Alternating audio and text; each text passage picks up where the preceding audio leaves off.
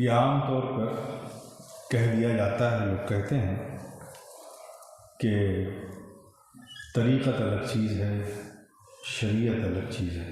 جیسے مولانا نے بتایا نا، میں نے اس پہ ان کو کہا بھی مولوی ہے کیا جانتا ہے، یہ دو لفظ خود ہی تضاد ہے. مولوی بھی کہتا ہے کیا جانتا بھی ہے نا. تو یہ ایک انفیریٹی کمپلیکس ہے، احساس کمتری کے وہ لوگ شکار ہیں جو علم ہی کو نہیں جانتے، اس کے بارے میں کیا تبصرہ کریں گے. وہ کہہ دیتے ہیں کہ بھائی شریعت الگ چیز ہے، طریقت الگ چیز ہے. اچھا، طریقت کیا کام کرتی ہے؟ ہدایت کا کام کرتی ہے. شریعت کیا کام کرتی ہے؟ وہ بھی ہدایت کا کام کرتی ہے.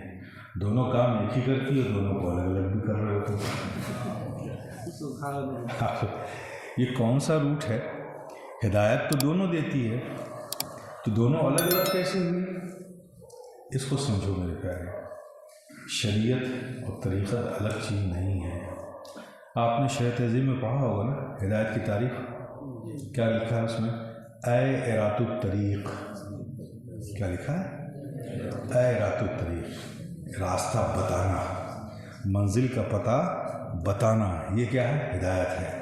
اور دوسری کیا تعریف کی؟ اے ایصال المطلوب، مطلوب تک پہنچانا، یہ ہے نا. تو ہدایت تو ہے، دو راستے ہیں.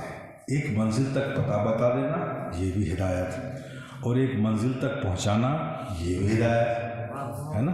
تو اب منزل تک کا پتہ کون بتاتا ہے؟ منزل تک پہنچاتا کون ہے؟ دونوں الگ چیز نہیں میرے پیارے. سبحان اللہ سبحان اللہ. منزل کا پتہ درزگاہ بتاتی ہے، اور جب درزگاہ سے نکل کر منزل تک کوئی شخص پہنچ جاتا ہے تو وہ منزل تک پہنچانے والا ہو جاتا ہے. اسی لیے ہمارے یہاں ہدایت کے دو مراکز ہیں، ایک مدرسہ ہے، ایک خانقاہ ہے. مدرسہ منزل کا پتہ بتاتی ہے اور خانقاہ منزل تک پہنچاتی ہے. اب یہ کیا ممکن ہے کہ خانقاہ میں بیٹھا ہوا شخص اسے منزل کا پتہ ہی نہ معلوم ہو اور منزل تک پہنچائے گا؟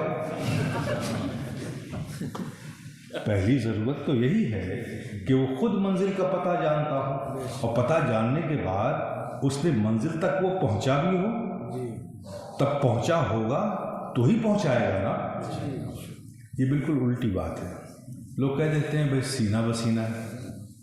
میں بھی ایک خانقاہی آدمی ہوں، بزرگوں کی صحبتیں مجھے بھی ملی ہیں، ان کے اقوال ذکری بھی سنے ہیں، ان کی نصیحتیں بھی سنی ہیں، ان کی شفقتیں بھی ملی ہیں. لیکن یہ سینہ بسینہ والا کوئی فارمولہ ہمیں تو کسی نے نہیں بتایا. بھئی غوث اعظم تو ولایت لے کے پیدا ہوئے تھے، 29 شعبان کو پیدا ہوتے ہیں، اگلے دن سے رمضان ہے، روزہ رکھنا شروع کر دیا، ماں کا دودھ ہی نہیں پیا. تو وہ تو ولایت لے کر پیدا ہوئے، ان کی ولایت کا اعلان بھی ہو گیا، اظہار بھی ہو گیا. پھر اگر سینہ ہی بسینہ تھا تو وہ تو ولایت لے کر پیدا ہوئے تھے، پھر انہیں مکتب میں جانے کی کیا ضرورت تھی؟ کیوں جیلان سے سفر کر کے بغداد پہنچے؟ کیوں درسگاہ میں شامل ہوئے، داخل ہوئے، علم حاصل کیا؟ یہ سب ایک غلط بیانی ہے. آپ اس چیز کو سمجھیے. ظاہری طور پر کوئی نسبت والا ہو، باعث تعظیم ہو، اس کی تقریب کیجیے، اس سے آپ کو فائدہ ہوگا.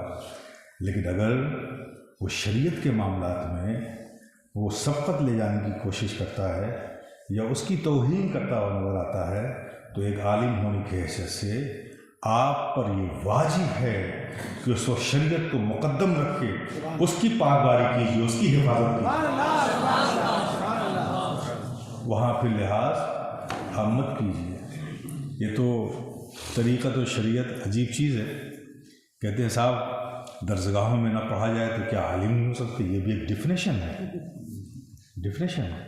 کہ کہاں لکھا ہے کہ جا کے مدرسے میں جو پڑھے گا وہی عالم ہوگا؟ بالکل کہیں نہیں لکھا ہے.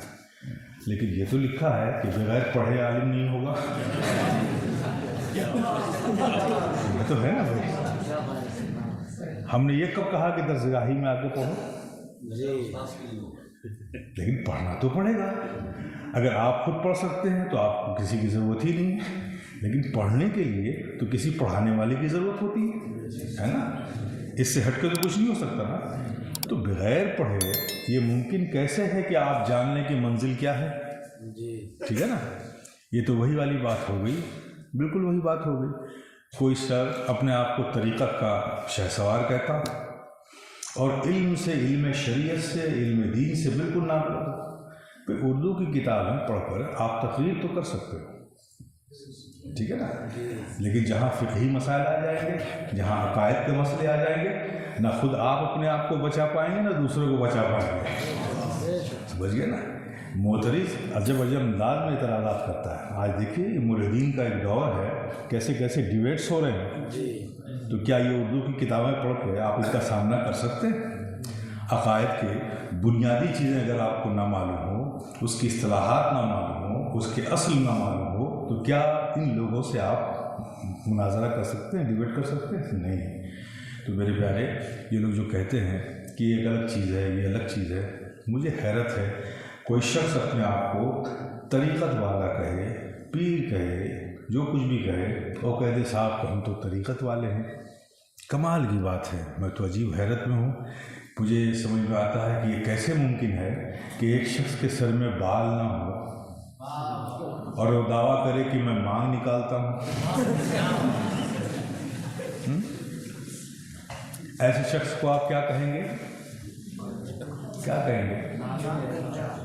نہیں، نادان نہیں کہیں گے. وہ نادان نہیں کہیں، دیوانہ بڑا سوچ کے دیوانہ ہوا. یہ نادانی نہیں ہے.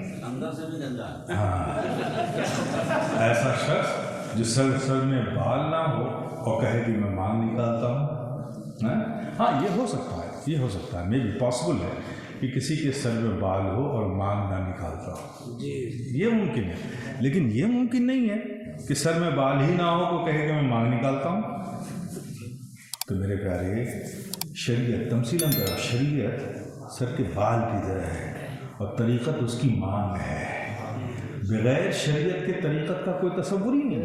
بے شک سبحان اللہ. آپ سمجھیں، اس طرح کا ماحول ہے. تو خودداری طبیعت میں پیدا کیجیے، تبھی آپ جو علم حاصل کیا ہے آپ نے، جو روز زمین پر سب سے زیادہ فضیلت رکھنے والا علم ہے، وہ علم دین ہے، تبھی اس کے تقدس کو آپ اپنے اندر بحال رکھ پائیں گے.